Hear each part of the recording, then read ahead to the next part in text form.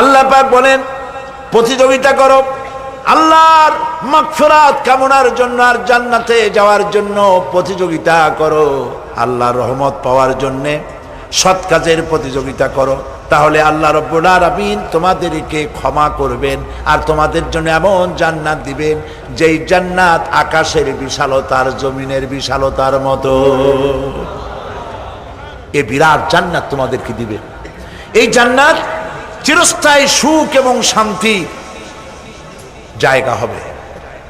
মাসালুল জান্নাতিল্লাতী উইদাল মুত্তাকুন ফিহা আনহারুম মিন মাইন গায়রি আসিনিন ওয়া আনহারুম মিন লাবানিন লাম ইয়াতাগায়্যার তা'আমুহু।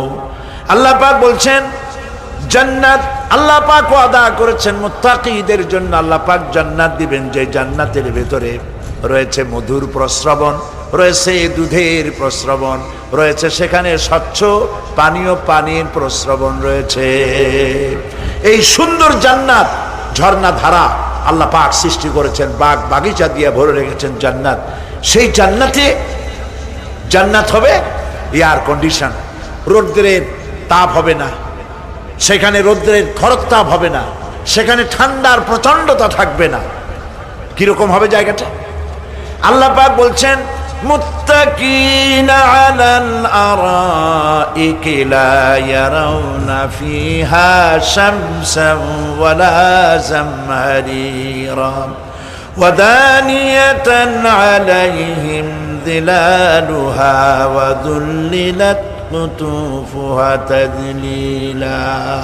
আল্লাহ পাক এমন জান্নাত রেখেছেন, সেই আল্লাহ পাক সেই জান্নাতের ভিতরে জান্নাতীরা ঠেস লাগায়া মুখোমুখি অবস্থায় তারা সেখানে বসবে, আর জান্নাতীদের মনের মধ্যে কোনো দুঃখ থাকবে না, পেরেশানি থাকবে না। পৃথিবীতে মানুষের দুঃখ থাকে, পেরেশানি থাকে, সেখানে কোনো দুঃখ আর পেরেশানি থাকবে না। সেই জায়গাটা হবে শীতাতপ নিয়ন্ত্রিত, না শীত না গরম, চির বসন্ত বিরাজ করবে। জান্নাতীরা সেখানে থাকবে। এই সুন্দর জান্নাত আল্লাহ পাক রেখেছেন মুত্তাকিদের জন্য। সুবহানাল্লাহ। কাফেরদের জন্য জান্নাত হবে, জাহান্নাম হবে চিরকাল। খালিদিনা ফিহা আবাদান, চিরকাল কাফেররা জাহান্নামে থাকবে।